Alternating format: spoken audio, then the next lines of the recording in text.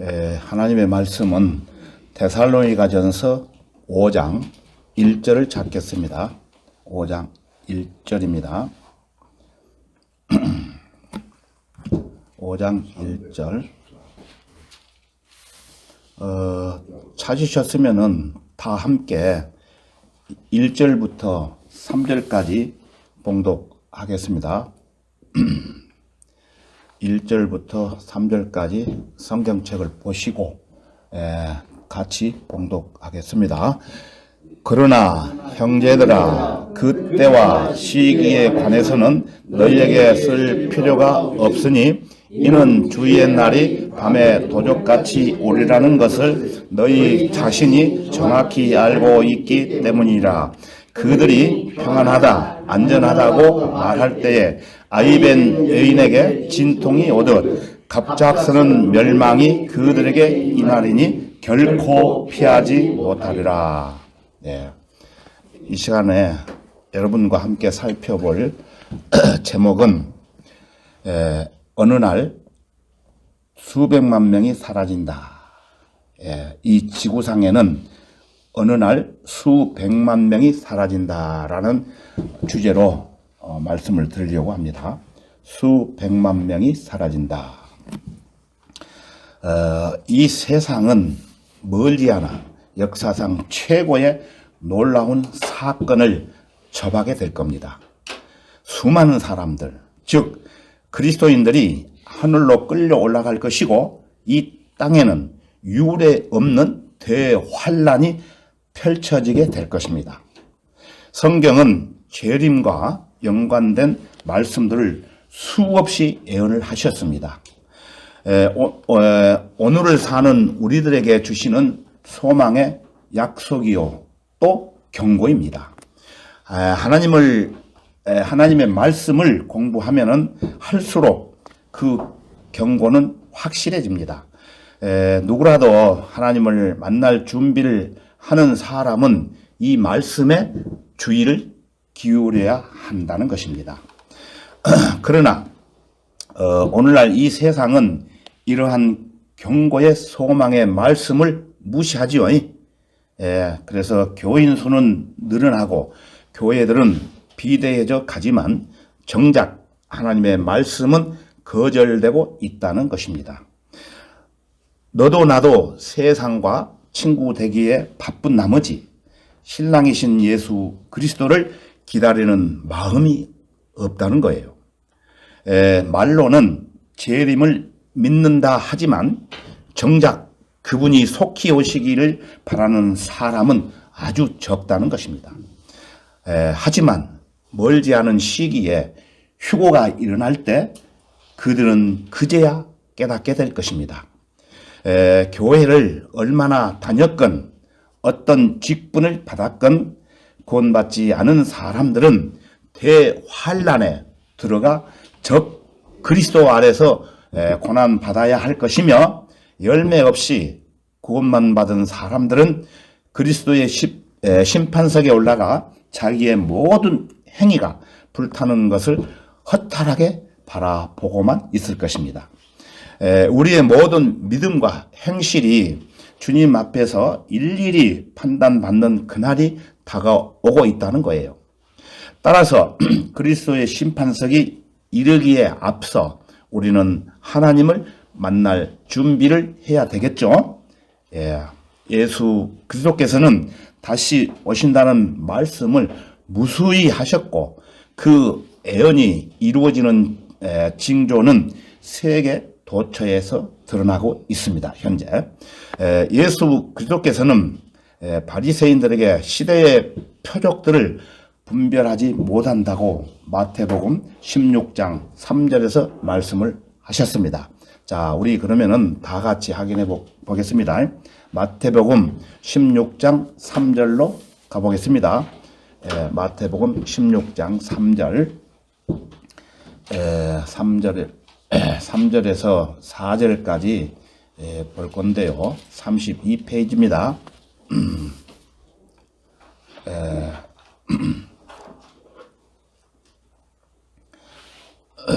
3절에서 4절까지 우리 다 같이 읽겠습니다. 또 아침에 하늘이 붉고 찌뿌리니 오늘은 날씨가 굽겠구나 하나니 오 너희 선지자들아 너희가 하늘의 현상은 불멸할 줄 알면서 시대의 표적들은 불멸할 줄 모르느냐. 악하고 음란한 세대가 표적을 구하나 선지나 요나의 표적밖에 줄 표적이 없도다 하시고 그들을 떠나 가시니라. 네. 예수께서 이들에게 날씨에 대해서 말씀하시면서 아침에 하늘이 붉으면 날씨가 나쁘고 저녁에 하늘이 붉으면 날씨가 좋다는 것을 아는 이들에게 많이 들어보셨죠? 예. 하늘의 현상들을 분별할 줄 알면서도 시대의 표적들은 분별할 줄 모르는 자들이라고 예수님께서 경고하시고 계시는 것입니다. 오늘날도 마찬가지 온갖 거짓 교사들의 잘못된 가르침으로 말미암아 그리스도의 재림과 종말에 대한 지식이 너무나 혼란스러울 뿐입니다. 그들은 그리스도의 초림과 재림에 대한 교리를 뒤섞어 놓았고 공중 재림과 즉 휴거지요, 휴거. 그리고 지상 재림의 교리, 구원받은 성도와 저주받은 자들의 부활의 교리를 섞어 놓았으며 또 교회 시대와 환란 시대, 그리스도의 심판석과 백보자 심판석을 뒤섞어 놓았다는 것입니다. 결과적으로 성경의 진리는 엉망이 되었으며 그리스도인들은 대환란에 들어갈까봐 두려워하고 아니면 아예 휴거나 재림 자체를 믿지 않게 되었을 뿐만 아니라 수많은 사람들을 교회에 불러놓고 지옥으로 보내는 어처구니 없는 결과를 초래하고 만 것입니다. 초래하고 만다는 것입니다. 우리는 예언의 말씀을 깨닫고 더 나아가 종말에 대한 온전한 지식을 체계적으로 공부를 해야 그날을 온전히 대비하는 그리스도인이 되는 것입니다. 그러므로 오늘 본문 말씀을 중심으로 여러분의 미래에 영향을 미칠 성경적인 범세계적 사건들을 관심을 가지고 주목할 필요가 있다는 것입니다. 여러분 중에 이 진리를 완전히 이해하신 분도 있지만 어떤 분은 가상의 공상과학 정도로 인식하는 사람도 있을 겁니다.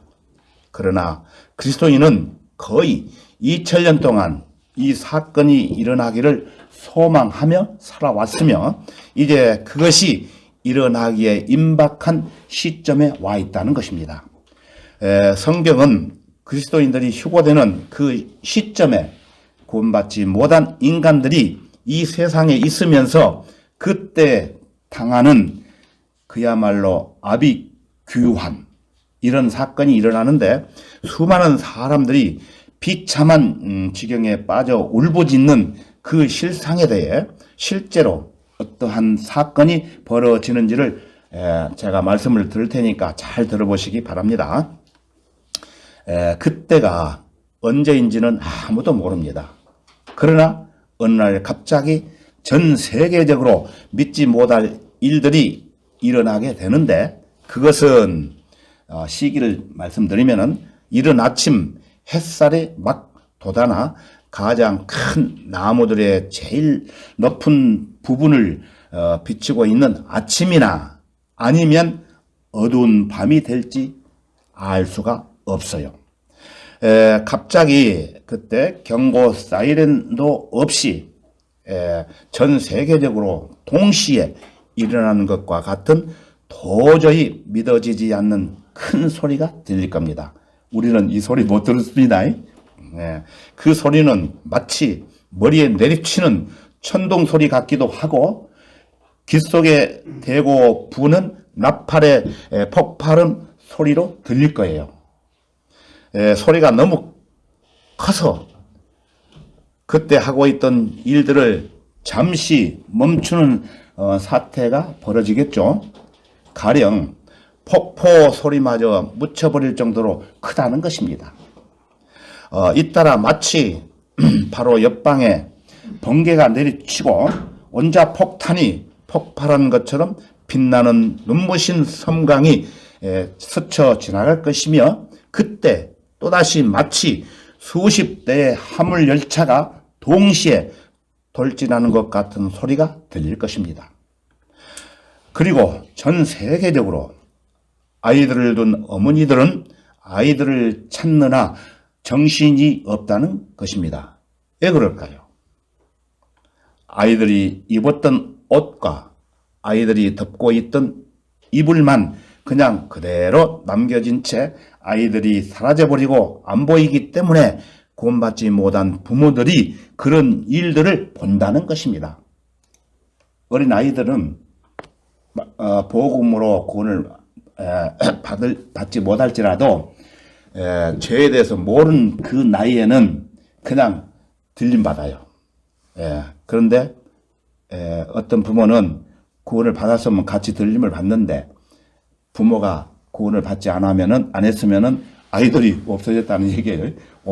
옷하고 덮은 이불 그대로 남겨놓고 올라가는 것입니다. 이때는 덧붙여서 말씀드리면은 피를 다 쏟고 올라가요. 이 부분은 또 상당히 그 시간을 많이 들여가지고 말씀드려야 되기 때문에 그냥 넘어갑니다. 그때는 피를 전부 쏟고 올라가기 때문에 방에 피가 흥얼하다는 거예요. 그리고 또 어떤 사업가는 자기 사무실 문을 열고 들어가 보니 비서의 안경만 보일 뿐 비서는 사라지고 없으며, 구원받았으니까 그러겠죠. 사람들이 자동차 속에서도 사라져 버렸기에 달려가던 차들이 도로변 여기저기에 주인 없이 처박혀 있는 것을 목격을 할 수 있으며, 그리고 비어있는 병원의 침대들, 또 일할 사람이 없이 버려진 작업 현장들, 또 온 가족의 휴고로 텅 빈 집들, 전 세계의 수만 명의 사람들이 자기가 아무런 예고나 설명 없이 방금 사라지고 없다는 것입니다. 또한 가짜 목사들, 또 공무원들, 교사들, 어린이들, 의사들, 농부들, 공장 근로자들, 거리의 불황자들 등등 너나 나나 할 것 없이 많은 사람들이 공중 분해라도 된 듯 동시에 사라져 버렸다는 것입니다. 도대체 무슨 일이 일어났기에 사람들이 사라지고 온통 아수라장이 되었다는 것인가? 적군의 공격이 있었을까? 아니면 신종 질병 때문인가? 신종 질병으로 많은 사람이 죽는데, 지금 말로 죽는 게 아니고 전체가 죽는다는 거예요. 도대체 무슨 일이 일어나는 것인가? 이해가 안 되겠죠? 이 모든 일들은 예수님을 믿지 않고 구원을 받지 못함으로, 그들이 휴고되지 못함으로 인해 그 순간에 당하는 사건들의 실상들을 이렇게 설명하고 있다는 것입니다. 하지만 어떤 사람들은 방금 우리가 읽은 내용을 어떤 작가의 상상력이 만들어낸 공상과학 소설이나 만화책의 도입부처럼 생각할 수도 있겠죠. 그러나 이것은 멀지 않아 미래의 현실로 일어나게 될 실제하는 사건을 묘사하고 있는 것입니다. 이 정보는 지금까지 기록된 책 중에서 가장 뛰어난 책인 한글 김잼수 성경을 근거를 토대로 해서 여러분들에게 전해드리고 있는 것입니다. 자, 그러면 수백만 명이 사라진다는 것은 사실인가 아니면 허구인가? 미래를 정확하게 예언하는 성경의 능력은 이 세상의 모든 종류의 다른 책들과 구별되는 아주 특별한 책입니다. 그래서 성경은 예언한 사건들이 일어나기 수백 년이나 수천 년 전의 자세한 내용까지 예언하며 성경의 예언은 단 한 번도 틀린 적이 없었고 성취되었던 것입니다. 그러나 세상에서 소위 경전이라고 부르는 힌두교 경전, 샤스트라스, 또 프라나스, 또 트리피타카, 또 불경에서는 화엄경, 팔정도, 또 이슬람의 코란 등 어떤 부류의 책들도 예언을 성취시키지 못했다는 것입니다. 노스트라다무스라는 사람과 에드가 케이스, 진 딕슨 이런 따위의 예언가들도 미래에 일어나게 될 사건들에 대해 어느 정도 접근한 예측들을 했지만 그 90% 이상을 성경 구절들을 근거로 했던 것입니다. 미래에 기록된 역사의 예언은 성경이 인간의 본성이나 지성에 의해 쓰여진 것이 아니라 하나님에 의해 기록된 하나님의 말씀이라는 사실을 증거합니다. 따라서 성경에는 어떤 추측도 있을 수 없으며 성경이 예언한 것은 반드시 1.1획도 틀리지 않고 모두 성취되었던 것입니다. 예수 그리스도의 초림에 관한 예언은 예수님이 태어나기 수백 년 전부터 48가지가 예언되었는데 그 예언들이 문자 그대로 성취되었다는 것입니다. 자, 그러면은 예언된 말씀들이 성취된 구절들이 있는데 한번 찾아보겠습니다. 우리 다 같이 스가랴 9장 9절을 찾겠습니다. 스가랴 9장 9절. 구약성경 1429페이지인데요.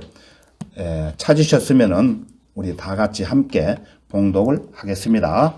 오 시온에 따라 크게 기뻐하라. 오 예루살렘에 따라 소리 지르라. 보라 내 왕이 내게 오나니 그는 공의로우시며 구원을 지니셨고 겸손하시며 나귀를 타시리니 나귀의 새끼인 어린 나귀니라. 이 말씀은 BC 487년에 하나님께서 스가랴 선지자를 통해서 예언하게 하셨던 것입니다. 자, 그러면은 이 예언의 말씀에 따라 성취되었던 구절이 있겠죠? 자, 요한복음 12장 12절을 찾아보겠습니다. 요한복음 12장 12절에서 15절까지 우리 다 함께 봉독을 하겠습니다. 12절부터 봉독하겠습니다. 그 다음날 명절에 온 많은 무리가 예수께서 예루살렘에 오신다는 말을 듣자 종려나무 가지들을 들고 주를 맞으러 가서 호산나 주의 이름으로 오시는 이스라엘의 왕은 복이 있도다라고 외치더라. 예수께서 어린 나귀 한 마리를 찾아서 그 위에 타시니 기록되기를 시온에 따라 두려워 말라. 보라 너의 왕이 나귀 새끼를 타고 오시도다라고 함과 같더라. 한 구절 더 보겠습니다. 마태복음 21장 5절입니다. 이 말씀도 같이 봉독하겠습니다. 마태복음 21장 5절입니다. 너희는 시온의 딸에게 말하라. 보라 너의 왕이 내게 오시나니 그는 온유하여 나귀 곧 나귀 새끼인 어린 수나귀 위에 타셨도다 하였더라. 이거는 예수님이 오셔가지고 이렇게 하셨던 거예요. 실제 오셔가지고. 그래서 예수께서 예루살렘에 입성하실 때 이렇게 어린 나귀 새끼를 타고 들어가셨던 것입니다. 그래서 성경은 하나님의 역사책이라는 것이에요. 사실 그대로를 성경에 기록했기 때문에 역사책이라는 것입니다. 자, 이제 재림 때에 이스라엘이 팔레스타인 땅으로 돌아오리라는 예언이 있는데 그것이 성취되기 전, 적어도 2000년 전에 성경에 분명히 기록되어 있습니다. 그러면은 우리 다 같이 에스겔 34장 13절을 찾아보겠습니다. 에스겔 34장 13절입니다. 찾으셨으면은 이 말씀도 다 같이 함께 봉독하겠습니다. 에스겔 34장 13절 내가 그들을 그 백성으로부터 데리고 나오고 나라들로부터 그들을 모아서 그들의 본토로 데려와서 강가에 있는 이스라엘의 산들 위에서와 그 나라의 사람이 사는 모든 곳에서 그들을 먹이라. 예. 이것은 BC 587년에 예언되었고 이 예언이 1948년 5월 14일 날 이스라엘이라는 나라가 극적으로 독립선언을 했던 날입니다. 예. 이 극적인 역사적 사건이 무려 2535년 전에 예언되어 있었던 것입니다. 이 예언이 얼마나 정확하게 성취되었는지를 알려면은 멀리 갈 것도 없이 나중에 에스겔 36장 8절에서 16절을 한번 살펴보십시오. 그래서 오늘의 이스라엘 국가를 보면은 2000여 년 전에 이 예언의 말씀 그대로 실현되었던 것입니다. 구약에는 여기 말고도 도처에서 이스라엘의 회복에 대한 예언들이 반복되고 있어요. 어디를 보나 이스라엘은 돌아오리라. 유대인들은 본토로 귀환하리라. 그들은 세계 모든 곳에서 다시 모여들게 되리라는 예언들이 거듭되고 있는 것을 볼 수가 있습니다. 구약에서. 이 예언의 성취는 우리들에게 무엇을 말해주는 것일까요? 이것은 로마 카톨릭은 말할 것도 없고 기독교를 포함하여 지금까지 정치 활동을 일삼아온 모든 종교 집단의 지도자들이 다 거짓말쟁이였음을 말해주고 있다는 것입니다. 가령 로마 카톨릭의 교황들이라든가 또 마틴 루터 킹이라든가 랩 브라운 같은 사람들, 또 브레이크, 드갈라, 간디 등등과 모든 국제 카톨릭 운동주의자들은 한결같이 이스라엘의 영원한 종교를 주장했고 교회가 이스라엘의 영적 계승자가 되었다고 주장했던 것입니다. 지금도 마찬가지예요. 교회가 이스라엘이라고 해요. 잘못된 사고방식이죠. 엄연히 이스라엘 나라가 독립해가지고 있는데도 불구하고 성경이 무지하기 때문에 그렇게 영적인 이스라엘이라고 주장을 해요. 그들은 유대인들의 본토 귀환을 절대로 믿지 않았고 이스라엘 국가 재건 가능성에 대해 코숨을 침으로써 에스겔 선지자를 거짓말쟁이로 만들어 버렸지만 사실은 그들이야말로 희대의 거짓말쟁이였음을 에스겔의 예언 성취가 입증해 주고 있는 것입니다. 자, 한 구절 더 보겠습니다. 에스겔 37장 26절입니다. 에스겔 37장 25절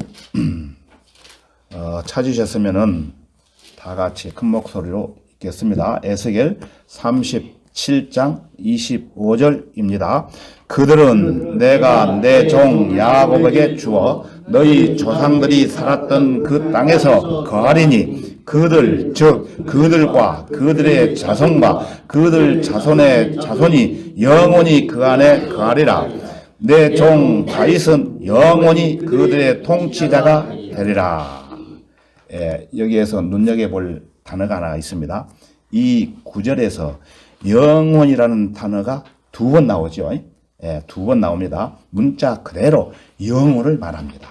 영원. 그러나 이것은 아주 오랫동안이란 뜻이 아니고 이것은 그야말로 영원히, 다시 말해서 이스라엘 백성이 그 땅에 살고 다윗이 그들의 통치자가 되는 것은 앞으로 우리에게 나타날 천년 왕국이 있죠. 그래서 천년 왕국 기간 동안만이 아니라는 것이고, 이것은 영원 시대로 이어진다는 것입니다. 영원이라는 것은.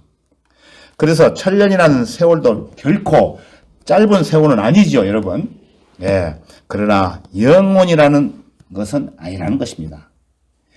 영원에 비하면은 천년은 눈 깜짝할 사이에 지나지 않는다는 것이에요.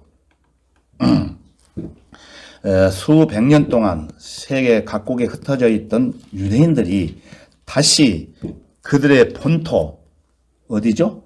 팔레스타인 땅으로 되돌아온 사실은 성경의 권위와 하나님의 섭리에 대한 명백한 증거들 중 하나입니다. 지금 현재 하나님이 선택한 이스라엘 백성과 하마스의 전쟁이 지금 벌어지고 있죠. 어디로 승리가 길러집니까? 하나님이 선택한 이스라엘. 하나님이 함께 하시기 때문에 그렇게 되는데, 이제 하나님의 뜻에 따라 그 전쟁이 끝이 날 거예요.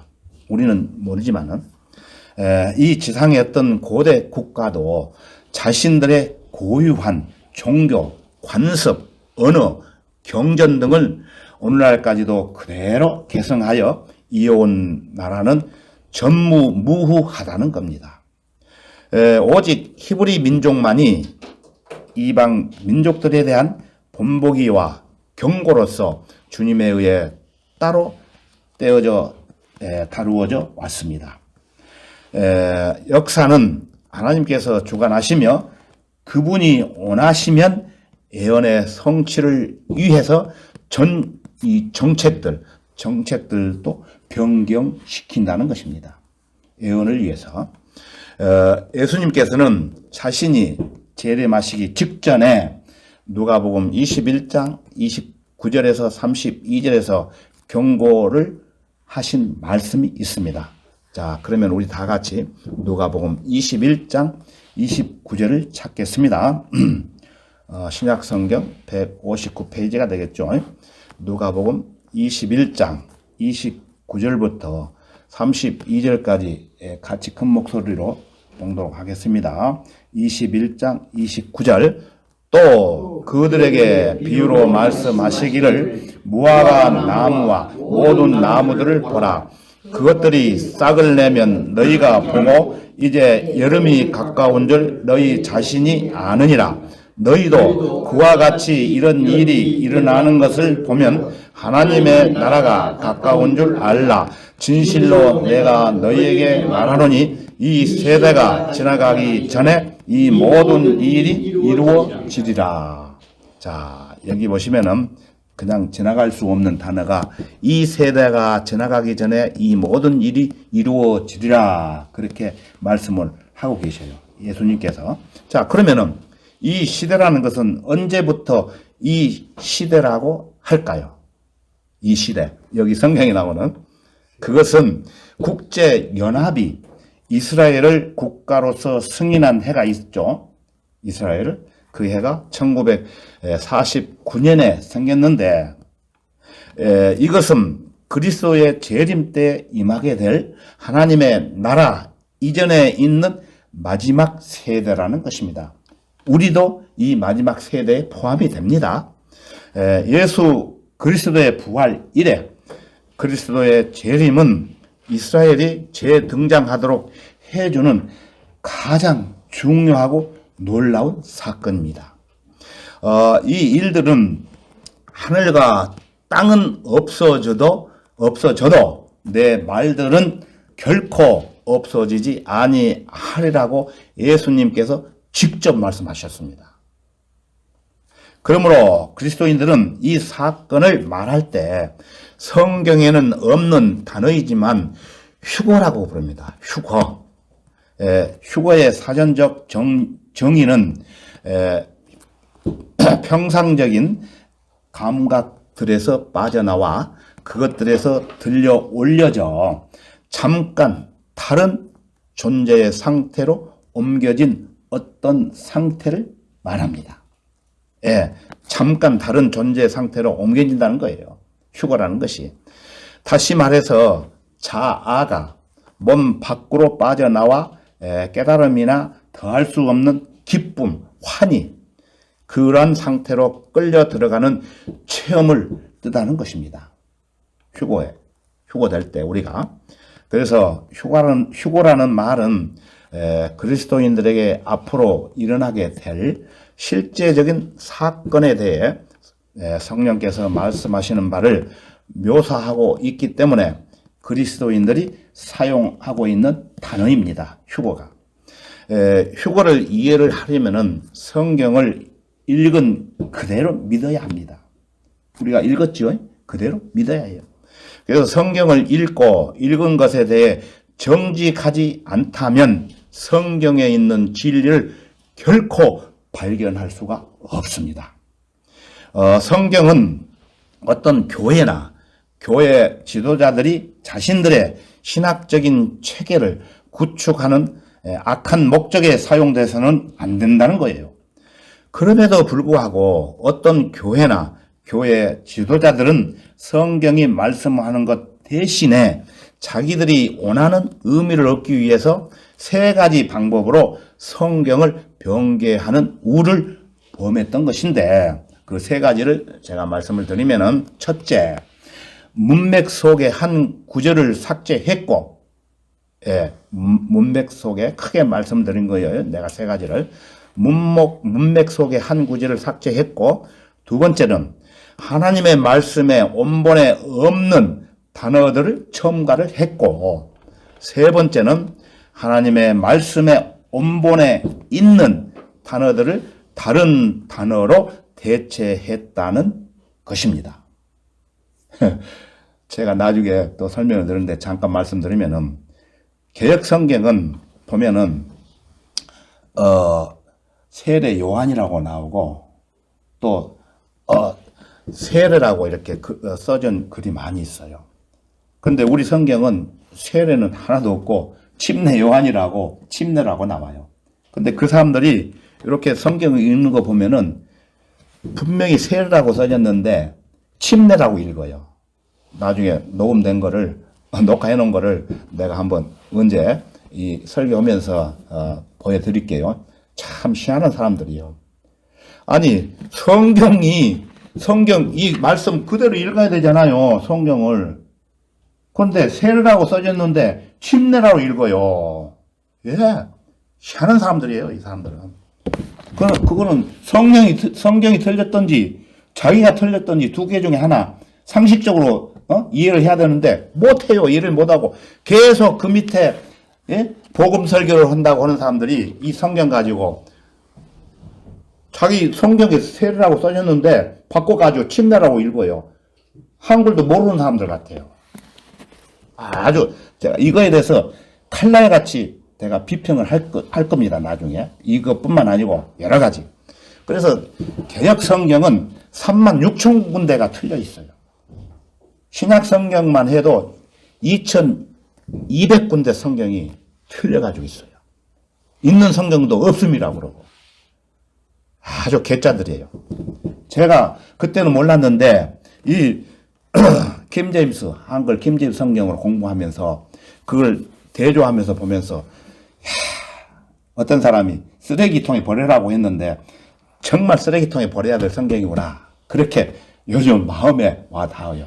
여러분들 이해가 안 되시지만은 나중에 좀 자세하게 설명드리겠습니다. 자, 다시 말씀드릴게요. 첫째, 뭐라고 그랬죠?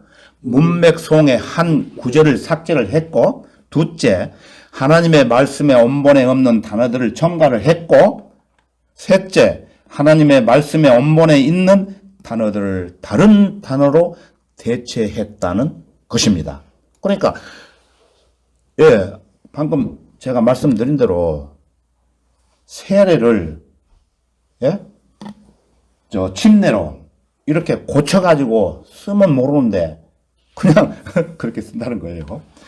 성경에는 휴고에 대해 직접적으로 말하는 두 가지 중요한 구절이 있습니다. 그 구절에 대해서는 다음 수요일 저녁 시간에 휴고에 대해서 말씀드릴 때 설명을 드릴 건데요. 그 구절을 여러분 적으시고 다음 수요일까지 한 번 이상 읽어오시면 돼요. 그 구절이 데살로니가전서 4장 15절에서 18절 말씀과 또 두 번째 고린도전서 15장 49절에서 55절의 말씀입니다. 여러분들이 집에 가시면은 한 번 이상은 꼭 읽어보시기 바랍니다.